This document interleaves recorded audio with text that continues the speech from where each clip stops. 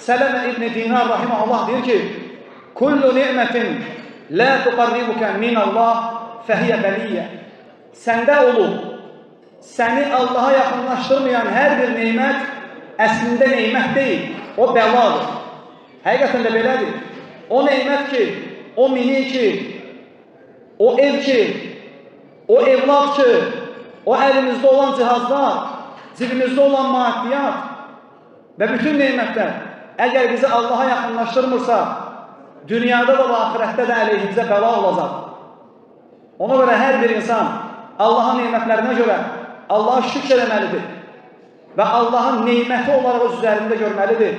Nə öz zəkasından, nə atasından, babasından bilməməlidir.